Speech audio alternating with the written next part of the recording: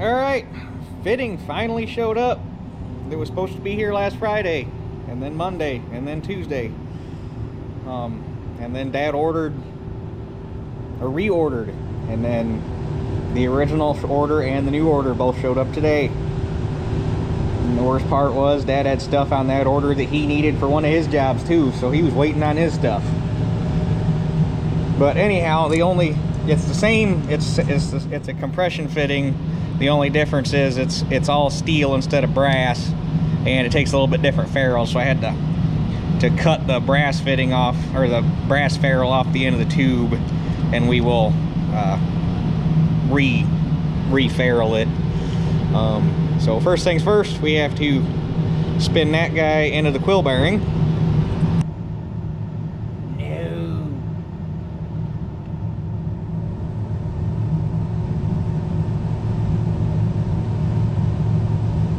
Damn it. That would figure. New fitting don't spin in. So, what we're gonna have to do, luckily it's not a super huge deal, slide the coupling back, and then that should give me enough room to unbolt this, slide it back some, or turn it. And give me enough room.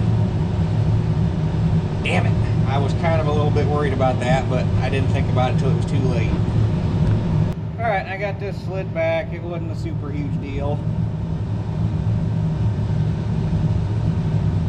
I mean, yeah, it kind of sucks, but honestly, it still saved me time having all this stuff assembled and ready to go. Otherwise, I'd have been waiting on this for the last...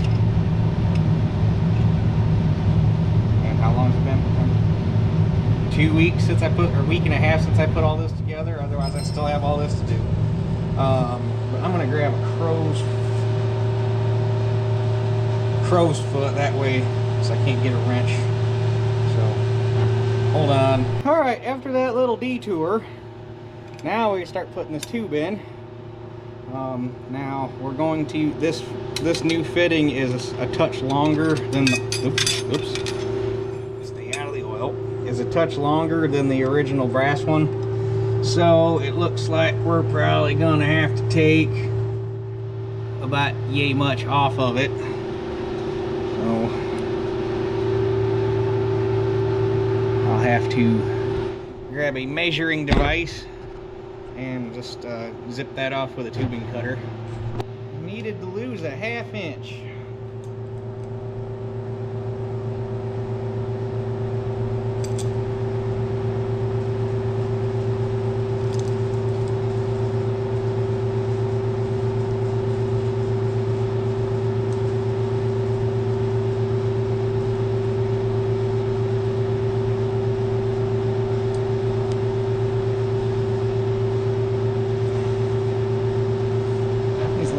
Kind of cut off and ready to go on.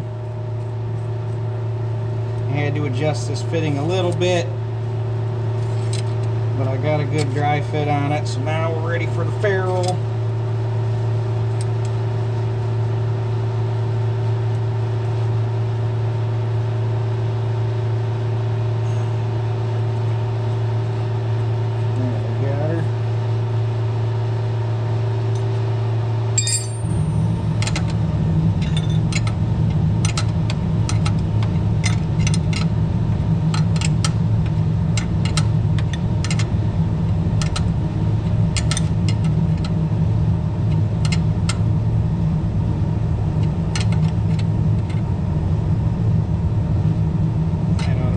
Tight there.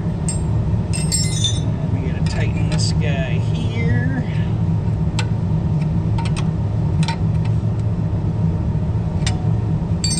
And just to make sure, oh yeah, we got plenty of clearance there. This tube's got a little hickey in it right here to bump it up to miss when this coupler's swinging, so I just wanted to make sure with the adjustments that we made.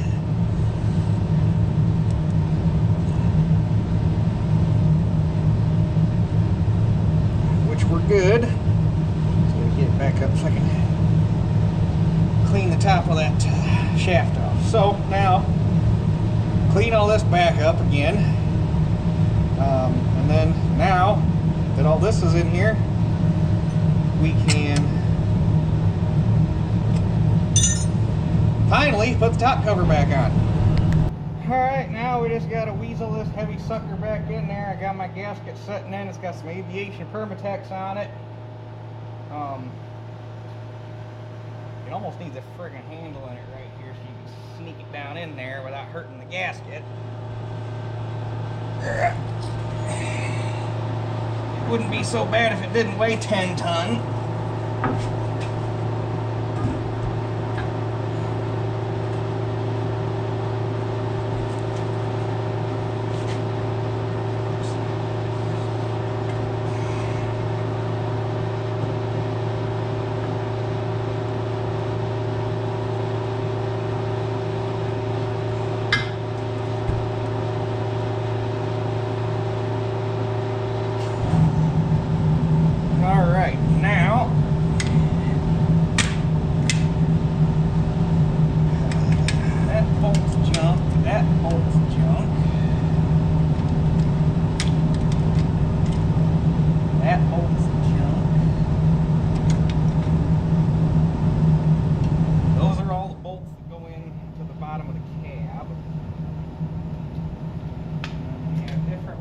Bolts here, depending on if they're just holding the plate or if they're holding something else.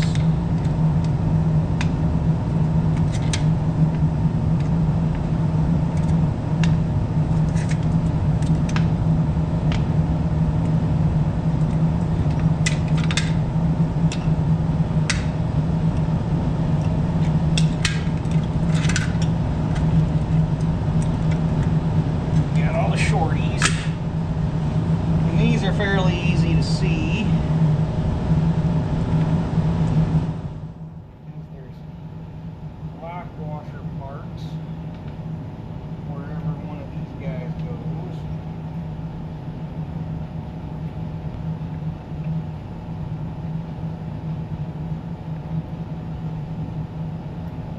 Got something there. Here.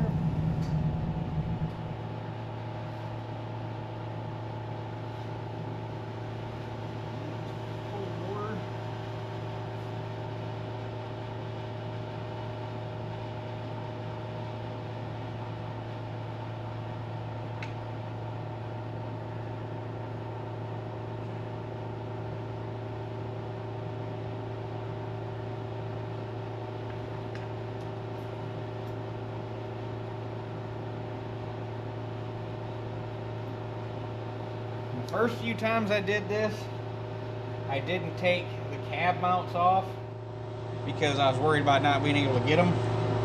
This time, I said screw it. Imagine doing this with the friggin' cab mount still in the way. That was a chore.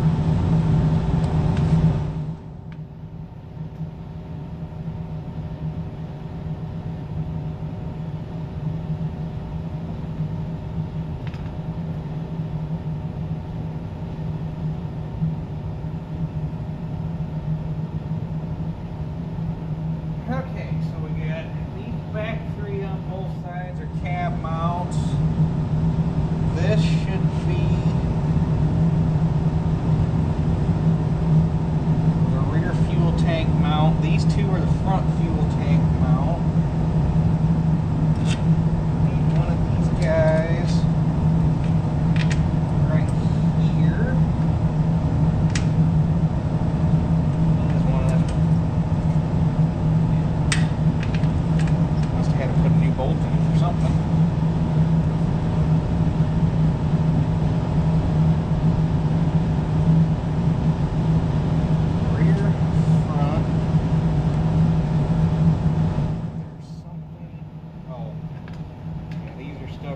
Shorties, but they have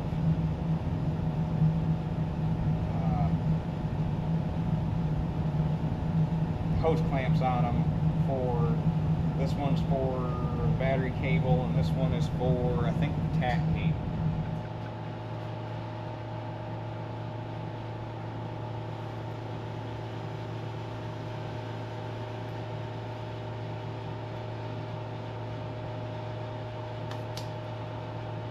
Alright, so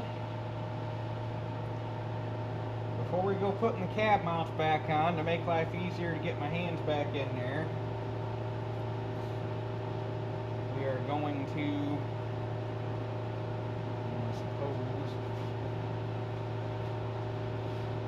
tell you what, I'm going to start all the bolts, and I just won't tighten the ones that are going to mount stuff so I can take them back out, but I want to start all the bolts so I know they'll start in the holes, so I can tighten down the ones that aren't holding anything other than the plate. That way the plate's down, and then we're going to put linkages back on, tack cable, anything that has to go down underneath the fuel tank mounts, get that on, and then the cab mounts can go on and the fuel tank mounts can go on. Alright, so I started putting the oil pressure gauge line on first, and then I got down here and realized I probably ought to change over to the new block heater before I get the oil pressure line in the way, because it hooks up right there. So that's the old one. That was a booger to get out. She's a little corroded. It's honestly about ready to fall out on its own. The stud was about ready to snap in half. The new one is actually a little bigger and has a lot nicer mounting system. I'll have to get a plug because the new one runs a different style of plug, which works out because the old plug was junk anyhow. I should have just got a plug to be, well, we thought when I ordered this, we thought the part number was a complete unit. Apparently it wasn't. But anyhow, we can make an attempt to get this guy up in there.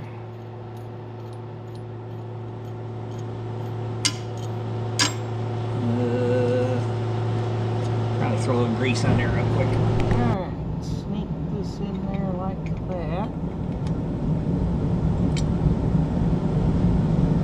It's feeling like it wants to lay a little sideways, about like that. Now that's got to go up in there somehow.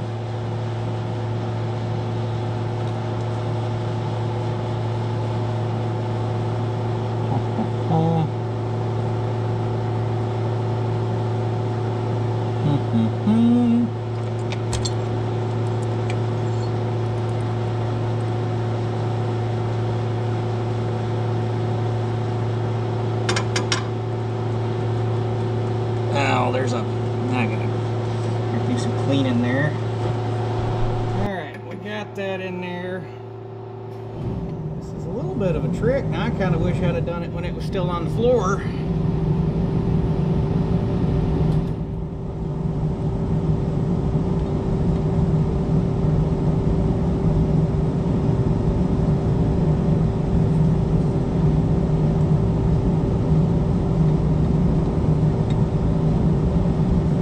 Damn it, you son of a bitch. Up in there. This goes on. This goes on. And then the whole thing. Well, let's that nut started so we don't lose it all. It's got good symmetrical. There's nothing odd about it.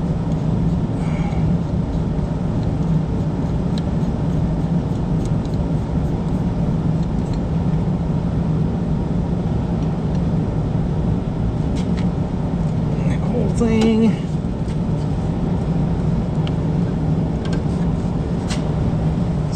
Slide up in there.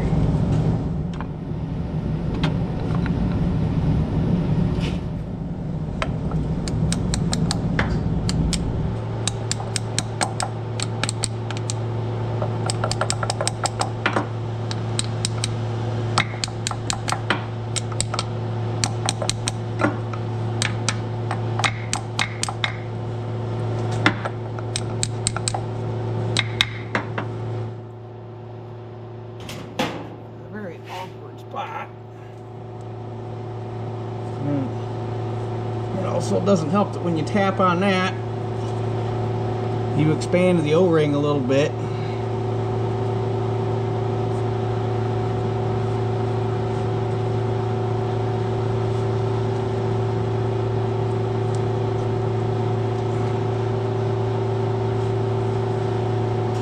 Alright, let's see what we got going on here.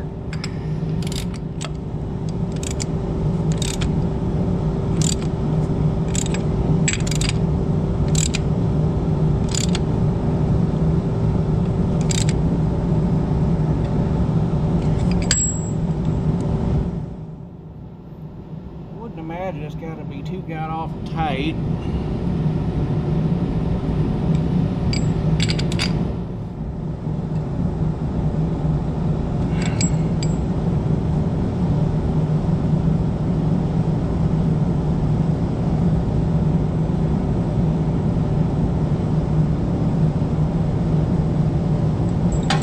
Guess we'll go with that and see what happens.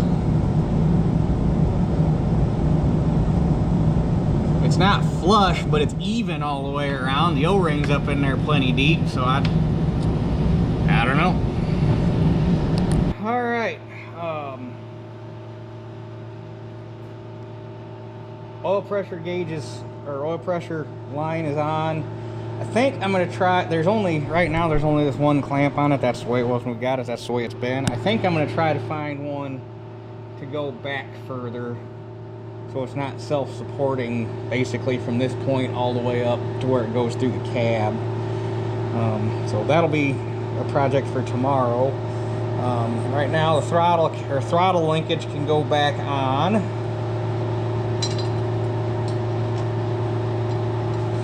We actually got to talk to the guy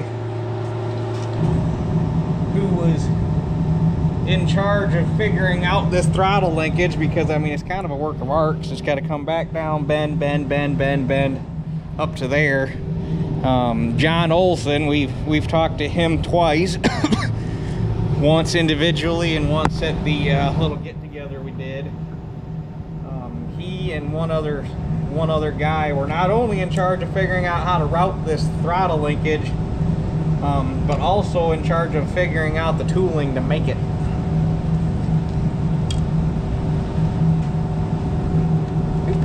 Ah, come on, what are you hung up on back there? There we go.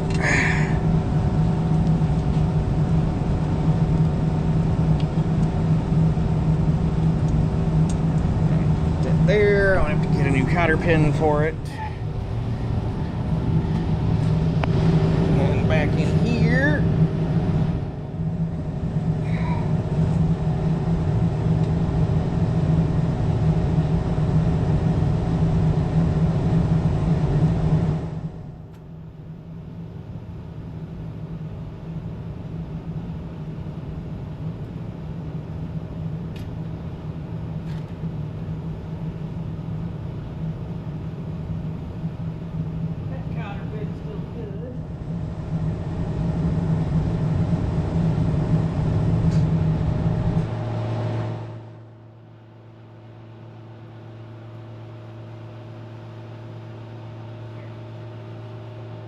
Tighten up that bolt for the bracket right there.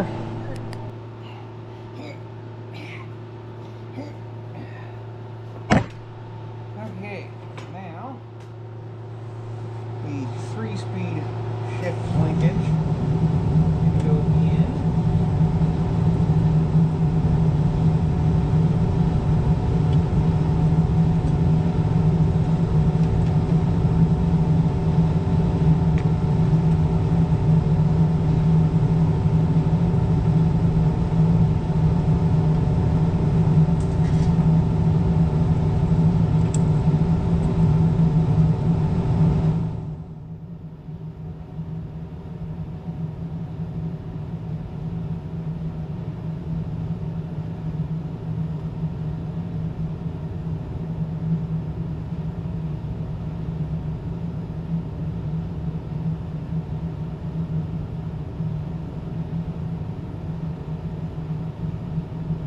That.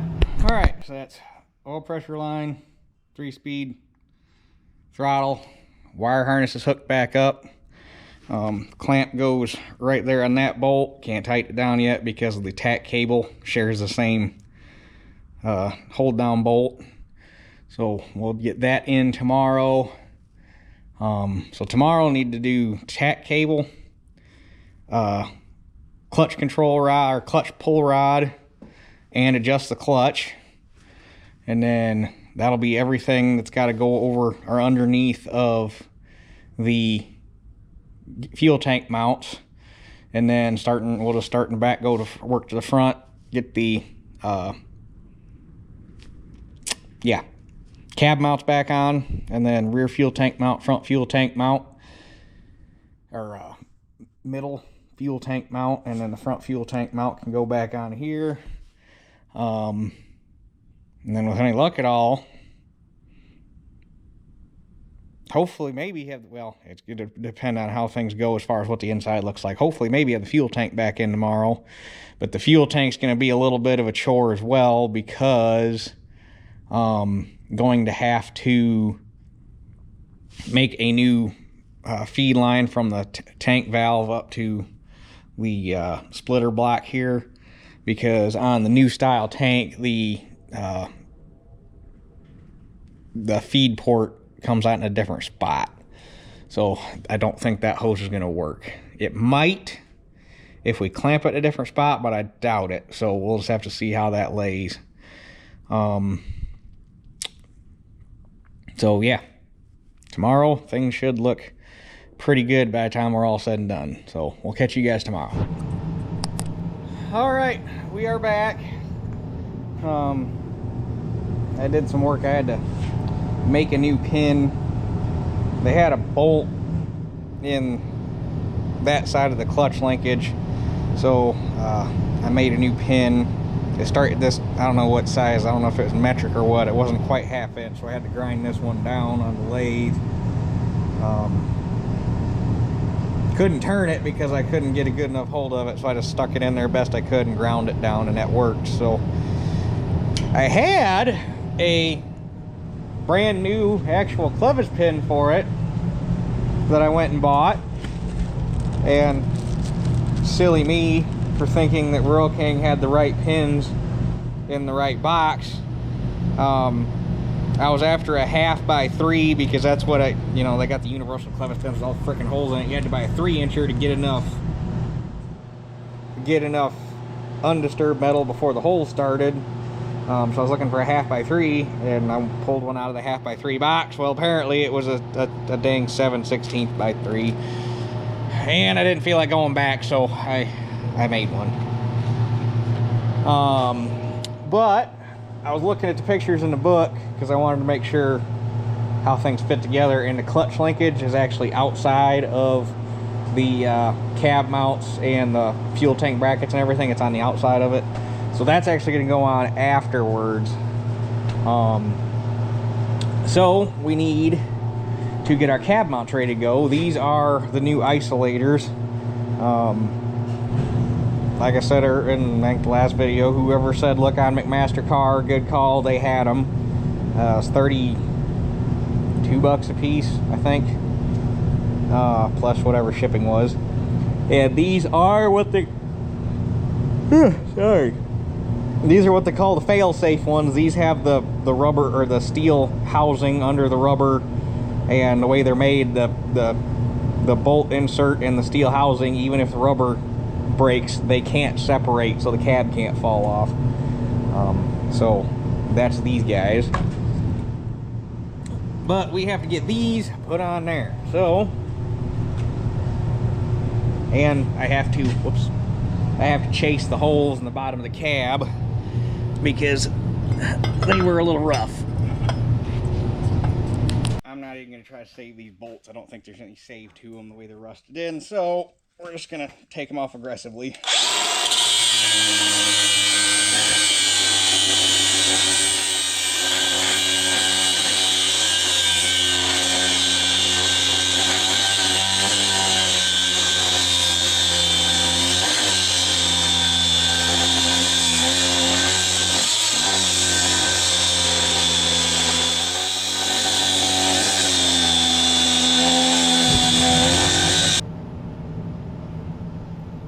Alright, the rubbers are loose on the brackets. They'll get tightened up once everything's up in there. But we have to chase these holes.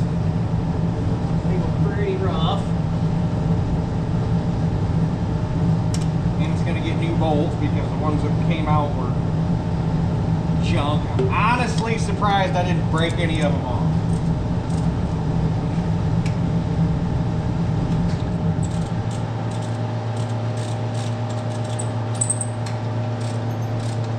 The way they looked, I guess I can get you up here where you can actually see something. The way these things looked when they came out, I can't believe that none of them snapped.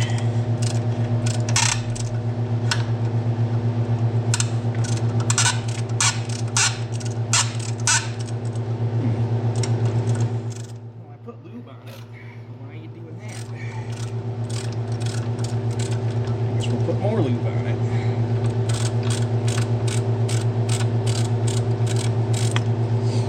That's not a sound you want to be hearing when you're running a tap. It's a good way to have it followed by a sudden snap.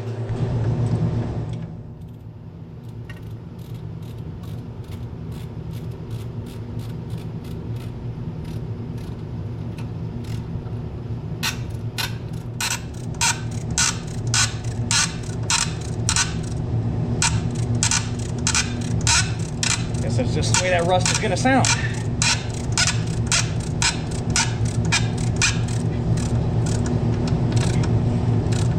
Which sometimes when you're cutting rust with a tap, it just, no matter how much lube you use, it's just going to make a bad sound. Alright, let's see how bad it is to weasel this thing in with the new mount. I'm guessing it's going to be a fight. Might have to get something in here to push up on the front of the cab. We have grown just a hair.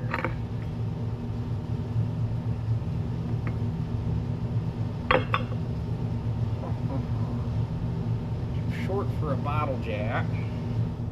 At least any bottle jacks we have. Alright. An interpack cylinder should do the job.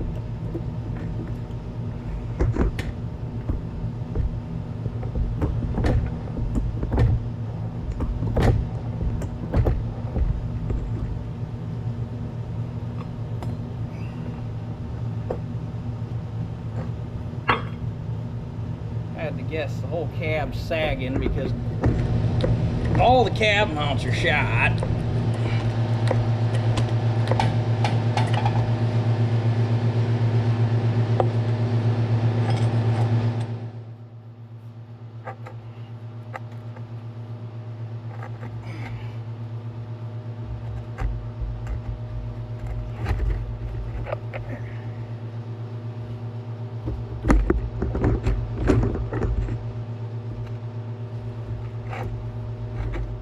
Got enough to do all of them, but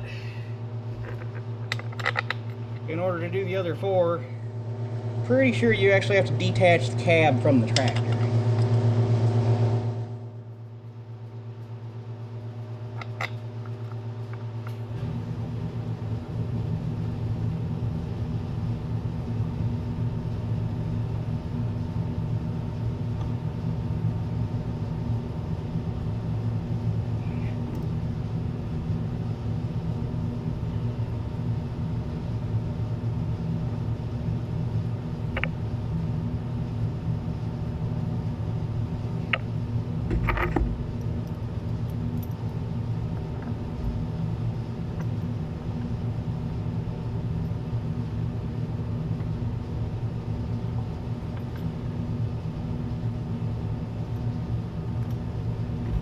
Also going to run a little bit shorter bolt here because part of the reason the old ones came out so hard is they were longer. Apparently, I don't know if they got a weld-in nut or what they have inside the cab, but they went all the way through, and by the rust line there must have been about yay much bolt sticking through, and all that had grown with rust, and that was part of the reason I fought so hard getting them out. So these are an inch and a half. these should be closer to, just judging distance, these should be closer to coming in about flush.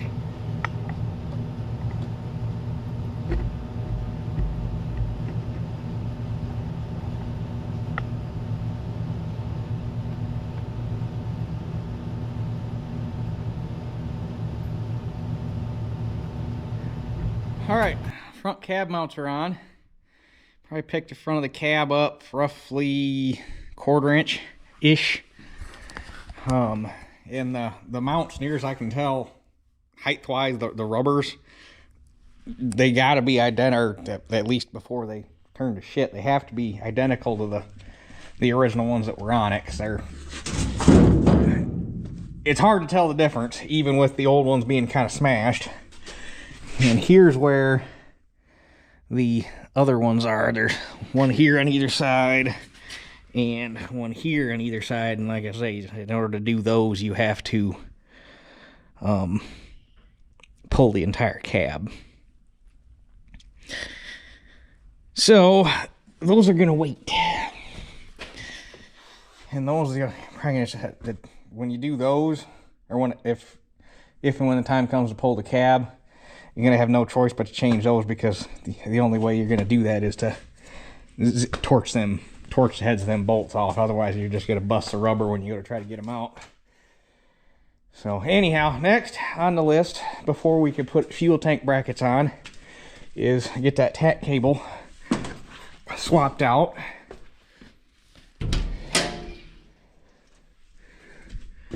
Which might be easier rather than going from the bottom. Looks like it's going to be easier to take the dash cover off. Alright, let me come in here. This is handy because I can't see it, but I can see it on the camera. And that's going to go down.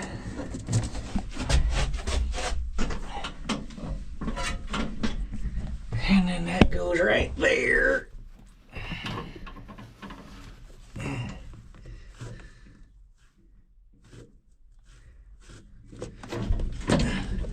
half tempted just to cut a bunch of this hangy crap off, because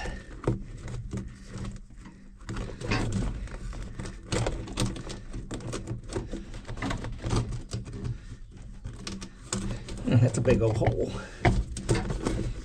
Rust hole, anyhow.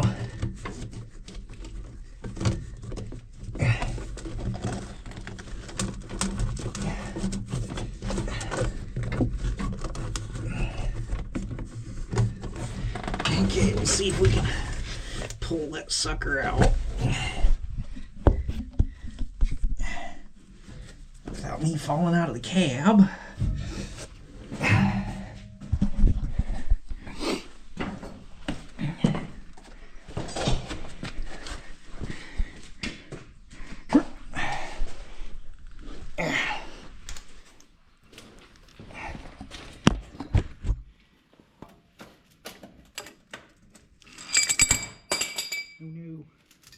All right, there's that.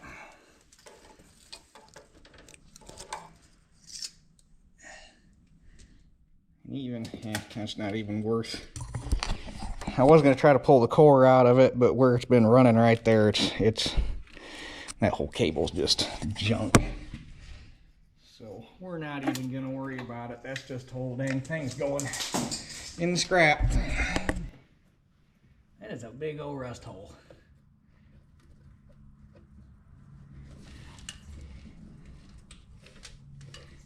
Back in we go. Hopefully. Where is, we gotta go right there. There we go. We are in.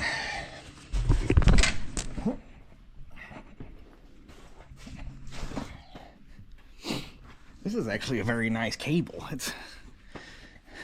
They said it's used. Apparently, whatever tractor came off of it must have been in very good shape.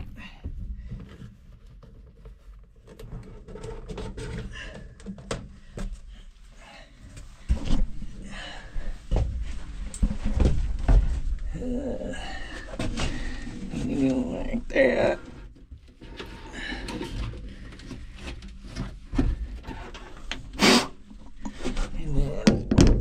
try. I'm gonna go like so.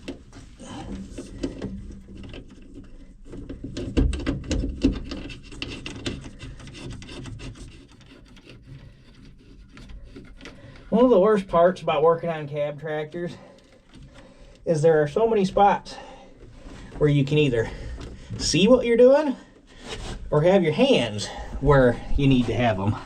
You can't do both. So I can put the dash cover back on, and that can be routed, hooked back up to the front of the motor. All right, so originally this tack cable ran down, came up over top of the block, and just kind of arched its way up over all the crap up here. Had this big arch in it, and then came down straight down from the top. And not only was it like an eyesore when it did that, and there was no way to tie it to anything up here. It was just basically from, there's going to be a clamp right here. There's supposed to be, which I'm going to put a new one on it because the other one, all the rubber wore off of it. But basically from there all the way up to here, it was just self-supporting. There was no, and I never liked the way it looked. It just always seemed like a problem. So what I did that I think is going to at least look a lot better. It should. I don't see any reason why it won't work at all. The cable's long enough. What I did was, we're still going to hit this bolt, come down, come through in between the bell housing and the muffler bracket, run down the side of the block, over top of the oil cooler, behind the coolant lines going to the cooler, and then that lets it come up over top. The tack adapter will come down at this angle. I'll just have to change this grease fitting to a 90 and have it pointing out this way so you can get to it. And I think I should be able to put a clamp right here to hold it. There'll be a clamp there, and I might see if I can get one on that bolt right there and actually hold this and the oil pressure tube in one clamp. That way it keeps them off the block. So I think that definitely looks a heck of a lot better. It's not in the way of anything. It doesn't put it up here where it can get hurt. It's far enough away. The manifold heat shouldn't bother it. I think this is a better way to go than the way they had it, if the way it was when I got it is right. Because the other problem is, when it came down over the top, at the angle this thing was at, the nut actually, you couldn't swing it over far enough to get the nut off of this bracket. And if I remember right, this bracket was actually square, and I think I'm the one that cut that bevel on it to try to get more clearance for the nut, and it still wasn't really enough. So I like this overall arrangement a whole lot better. So this is what I'm going with. Just got to come up with some clamps. All right, recirc change, so I should be able to come in from this side and hit it. Clamp there, and before this and the tack cable and the wire harness shared the same bolt, but with the new routing it laid better if I moved it over to this bolt, so I just moved it over that bolt. So there's tack cable, and with that, everything that goes underneath the fuel tank mounts is in place. So now we start putting fuel tank mounts back on, starting with the rear. So I'm just going to set you there and hang on 1 second.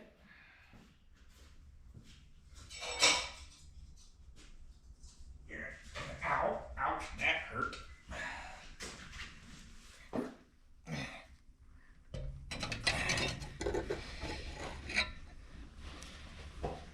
Yeah, do this without falling.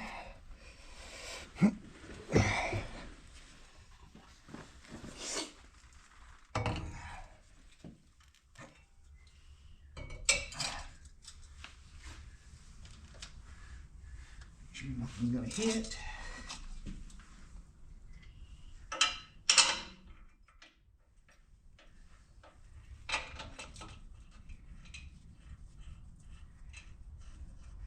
Now, before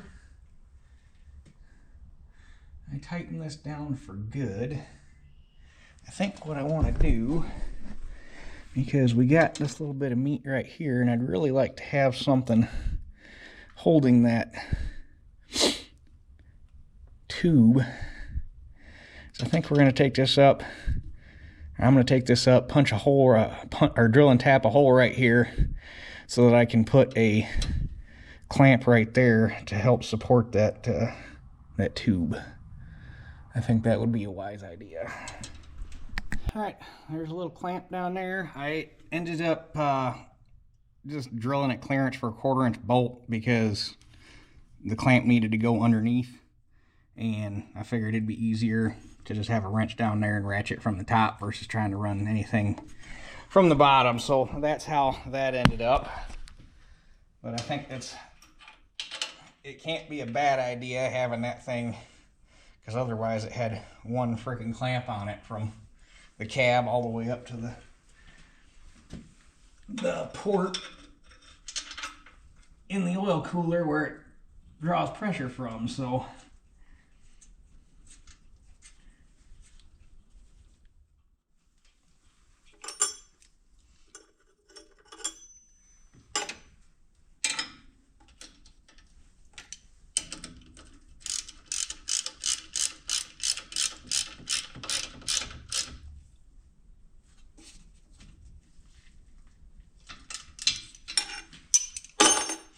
and if we're going to be here, might as well try to make it better the best we can.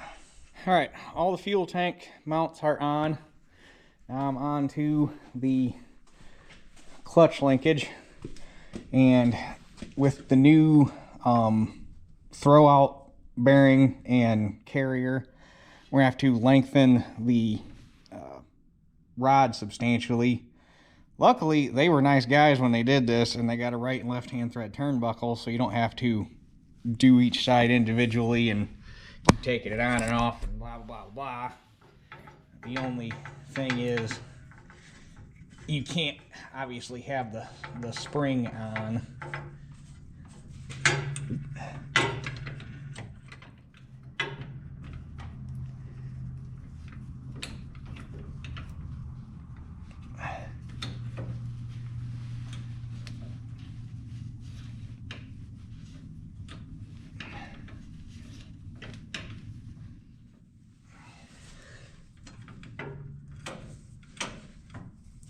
I have to grab a pair of pliers.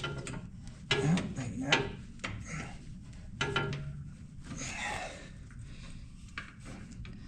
Will that get the pin in anyhow?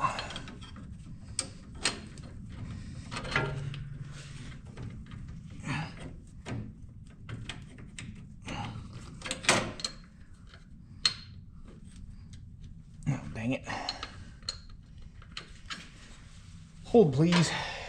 All right, pins are all in. Everything's good as far as that goes. So now we just need to get the clutch adjusted.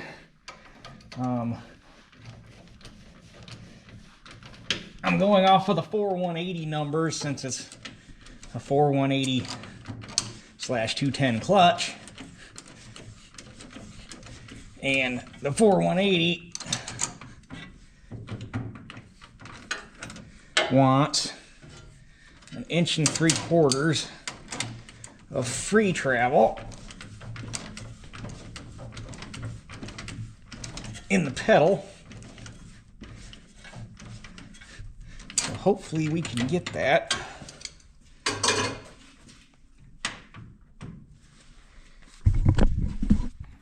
wonder if that freaking pedal's down enough. I bet that pedal's down on the floor. Yep, that pedal's down on the floor.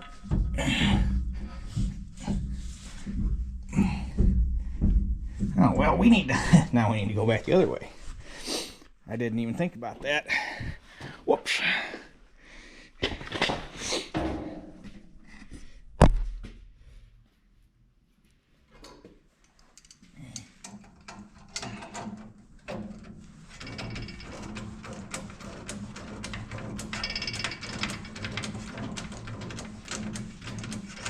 Well, at least now I feel better. We're gonna have plenty of clutch rod to go.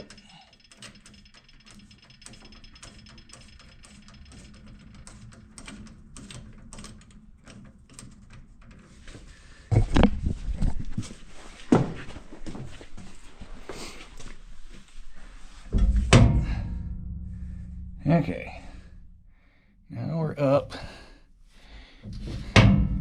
So now we can go ahead and start shortening it.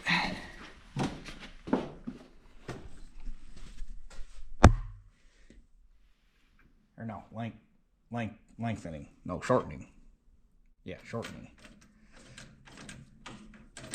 Still. Okay, let's see where that's at.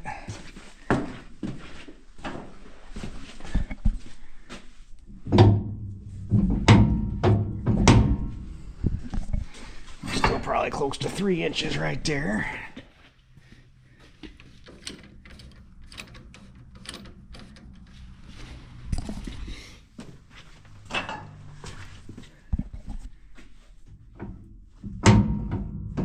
That's close. That's got to be in the ballpark. We're at 10.5. Down to 8. Or no, sorry, we're at 9.5. Down to 8.5. Or down to 7.5. That's 2 inches. We want to shorten it up just a hair more. All right, I think I got it pretty decent.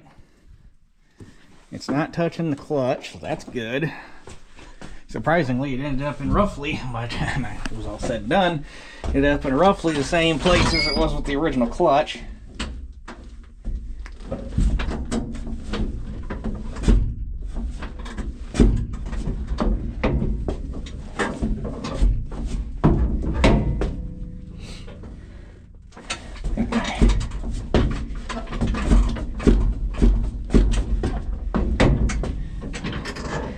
Clutch shaft or my clutch pivot needs a little lube. But that should, we'll see how it acts once we get it running. But that should be, or should take care of the clutch. So next is going to be the fuel tank, and that's going to be a project in itself. So I think that's going to, well, it's probably going to wait till tomorrow because I'm pretty sure it's like 8 o'clock now. What time is it? 8:15. It's crazy how, I mean, it's not crazy, you expect it, but you go to tear something apart, you can have it all apart in a day.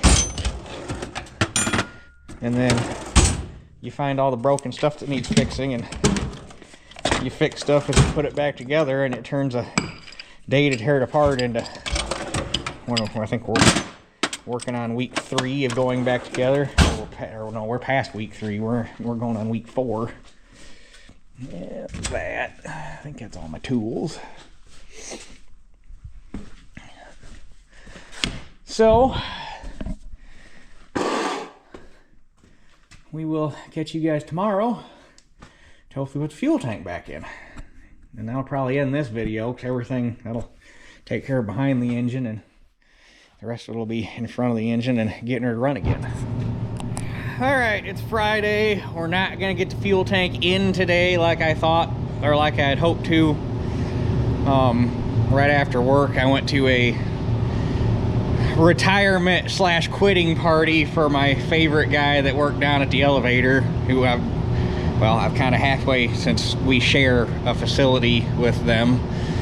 I've been working with him for like, what, the last 1.5 years, however long I've been down at Helena now. So we went down there for a while, and they just got bought out last spring. Sometime might have been last summer before it was it. Yeah, because Bungie started showing up on the checks in the middle of harvest. Was Viterra. Bungie Milling bought them out. I didn't know how to. I don't think anybody really knew how it was going to go, and in the 4 months, 5 months, however long it's been since they've been Bungie, all I can say is fuck Bungie Milling. It's going to be a miracle if they can keep the doors open down there. That I don't know how they've gotten as big as they are, because just a little bit I've seen, that company is atrocious. Just they can go piss up a rope. And they've won Skylar, Kevin, Brandon, Colby, Donnie. Just since they've took over, 5 guys have quit. Kevin's been down there 21 years, and all it took was one buyout and 4 or 5 months of working under him just for him to say,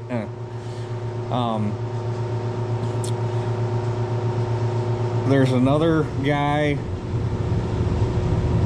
that if he doesn't get the pay raise he's expecting this coming week, he's out.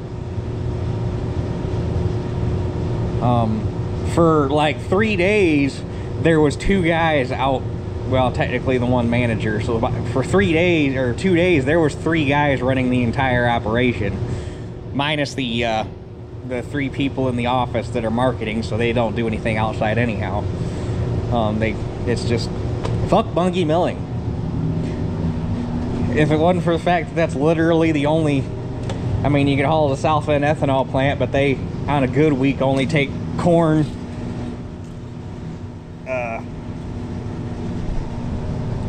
3 days a week. On a good week, usually it's 2. And they only take it dry, so, you know, I'm out on that. Which hopefully here in the next 2, maybe 3 years, we can rectify that situation. We'll see how things go. And then you got Louis Dreyfus for soybeans down in Claypool, but that's almost a 2-hour drive.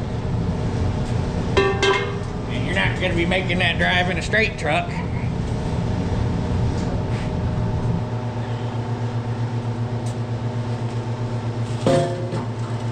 Burns Harbor closed down over in, what would that be, Gary, I think.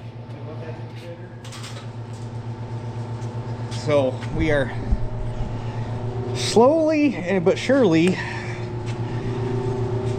which I could go on an entire fucking rant about how I feel about the consolidation that's been happening, and it's just, we're not going to go down that road, but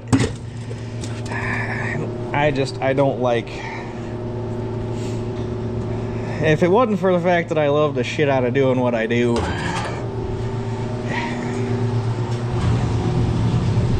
you know what I mean? So anyhow, there's that. Not that anybody cared. So we're gonna make an attempt here.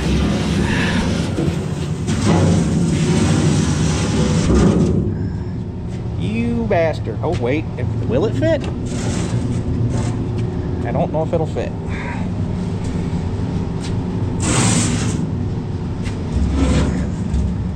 Dang it. Hold please. I missed one. Josh, one of my other favorite guys down there. They fired him over some trumped up bullshit that didn't really happen. Why am I doing this with a flathead screwdriver? We want a nut driver. So anyhow, now my rant's over.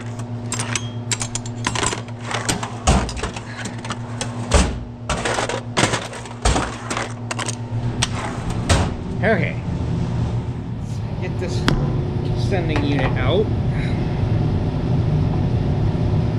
I think, before I get too carried away, I think the sending unit in this tank is the same mounting pattern. Yes.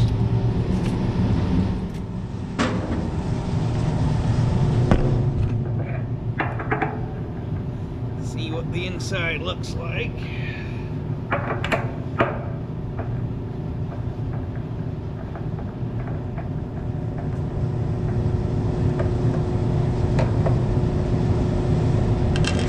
Still gonna be some water in this thing. I power washed it out through the filler neck the best I could, but this has a baffle wedge in the neck, so you can only do so much with it.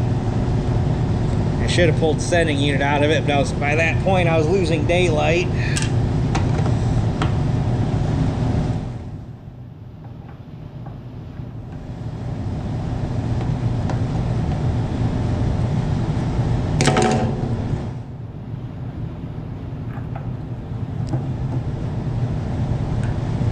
Well,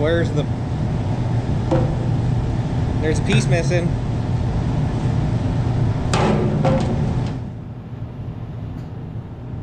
Hopefully I don't have to try to fish that out of the bottom. Yeah, I don't know. Oh, you can see it. It's right. That wiry looking thing right there. That's the other half of the sending unit. So I gotta try to fish that thing out of there. It'd be nice if that hole was bigger. Alright, I got it up to the top, but I can't get it over far enough to get a hold of the end of the float to get it fished out of the hole. So hopefully we can get the rod to tweak. There we got her, maybe. Aha! There's that. Honestly, the inside of the tank, I mean, I might try like rinsing it out with a garden hose. I think the power washer might have been a little too aggressive. I think a garden hose might rinse it out a little better, but I mean, it's got some blech in it, but I mean, you can see shiny. So I don't think it's terrible. Alright, I took it up, rinsed it with a garden hose. We're gonna have to get the power washer back out. And you can kind of see this, there's a seam right there where there's a baffle, there's a seam right there. So there's a baffle here and here, and I can see them, but I can't with a light. There's no way to get a light in there to be able to shine the camera in there to show you what the inside of the tank looks like. But they're just obviously tank baffles with the corners cut or mitered, so they're open in the corners, and then they got rectangles cut out of the center of them. And when I was power washing through the cap, I must have been able to get the sidewalls are clean. Like, as near as I could tell, the sidewalls all look perfect, but there's shit on the floor of it. And apparently when I was going through the cap, I was able to do this center section pretty good, because it's dang near bare. But I can looking through here, I could see on this side and on this side, the bottom is still all scuzzy. So I'm gonna have to get the power washer stuffed in there where I could hit the bottom of it with a good high pressure nozzle and bust all that stuff loose from the bottom so I can wash it out. Because I don't feel like putting fuel filters on it every other day for a week. Actually, it'd probably be longer than that. If a garden hose won't wash it out, it's just going to break off slowly and you'd be fighting it. So I'm going to try to get it as clean as I can. But we've only got maybe 15 minutes of daylight left. This time it starts to fade fast about this time. So that's going to have to be a tomorrow morning project. But once the tank's in,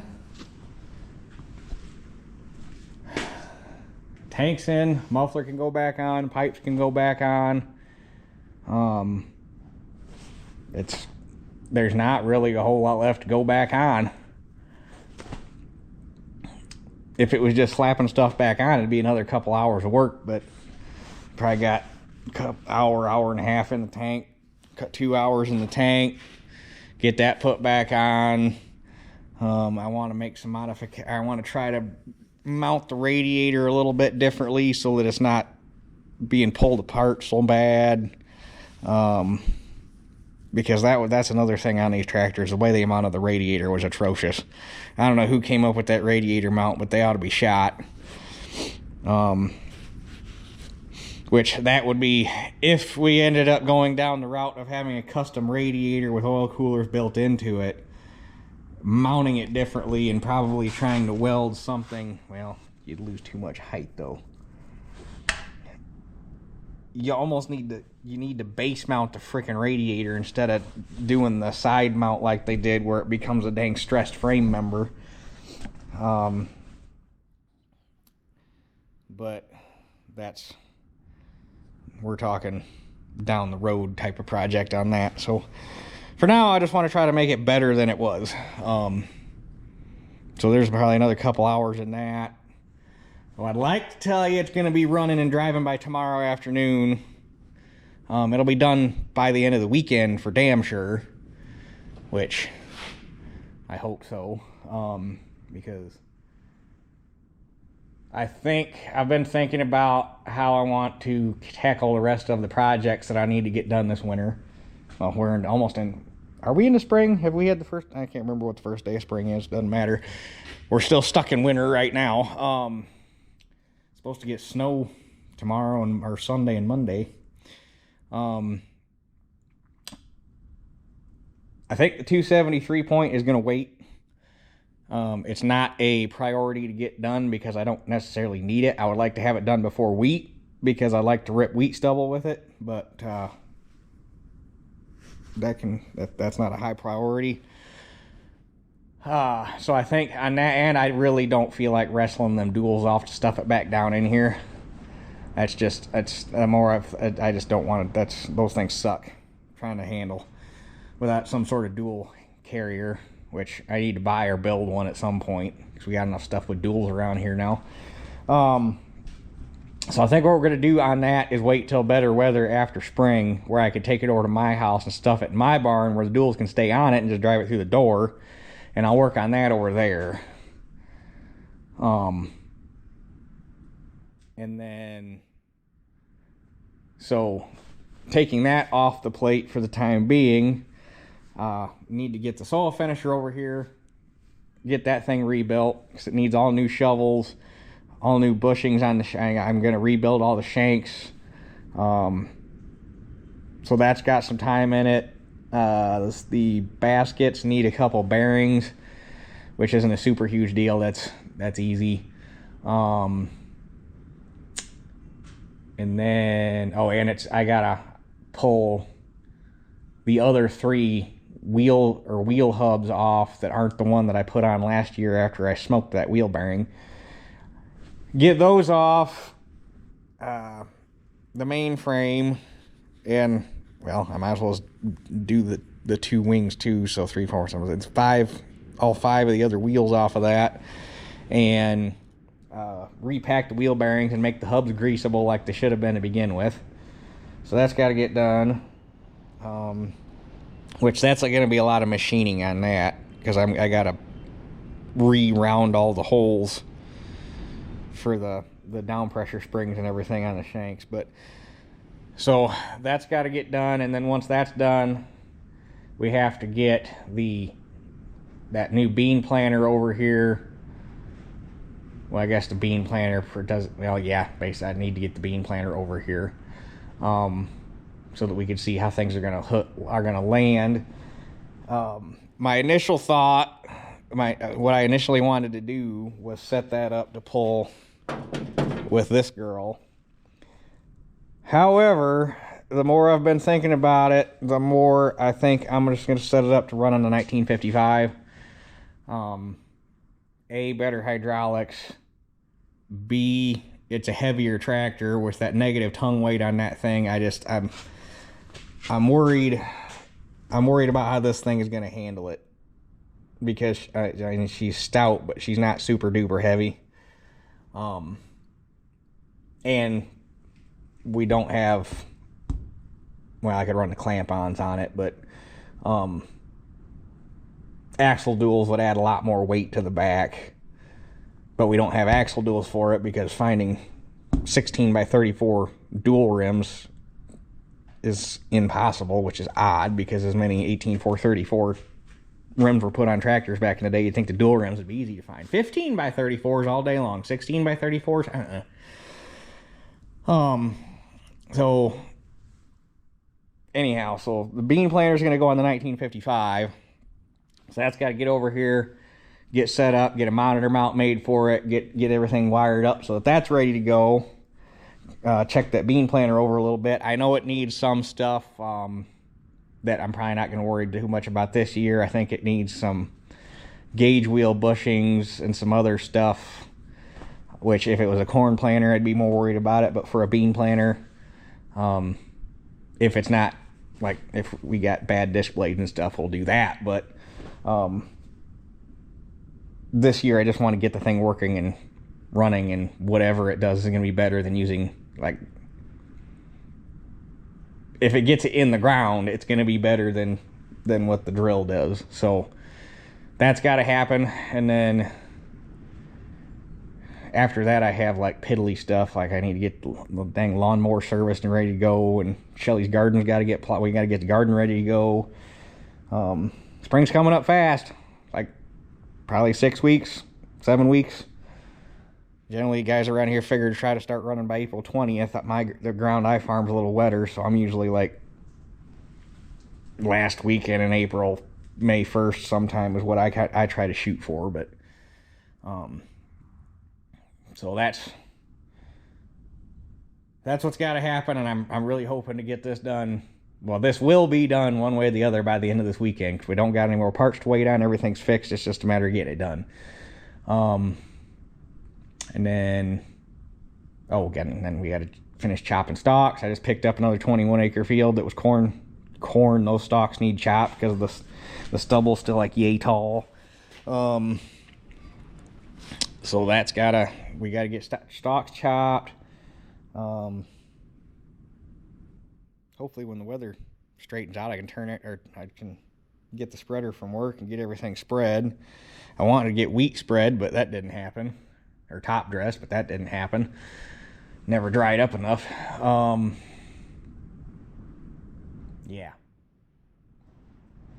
And I feel really bad because I've been over here till like 8:30 at night every night for like the last, basically since I started working on that rake. Unless I ran out of parts and by chance and I got an early night. But for the most part, it's been 8:30 every night. And I feel bad. It wasn't a big deal before when Shelly was working nights because it didn't matter. She was working. And now that she's changed jobs and she's home at night, now I feel bad because I'm over here and she's home alone. So like, I've been running my ass off here and then trying to make it back home to at least spend a little bit of time with her. I've fallen behind on, way behind on answering comments. I obviously not going to answer them while I'm working on stuff. I'm not going to answer them at work because that's not why I'm at work. I'm not going to, when I'm with Shelly, I'm trying to be with Shelly because I spend enough time doing everything else. I feel bad I don't get to spend enough time with her. So that's been, and just trying to get videos out is, the more I take on, the harder everything gets to do everything. But I'm trying. It's rough. Not that I'm mad about it. Like, I love the chaos. Like, it bothers me when I have nothing to do, which doesn't happen very often anymore, which I love because I hate having, I gotta have something to do. It scratches my tism, but trying to keep up on everything with everything on my plate is a lot. But anyhow, not that anybody cared about that. So, but anyhow, we'll get her finished up this weekend, and hopefully she stops and goes into gear and does what she's supposed to, and hopefully it's not a problem for a while. So, with that being said, that's it for this one. We'll catch you guys on the next one.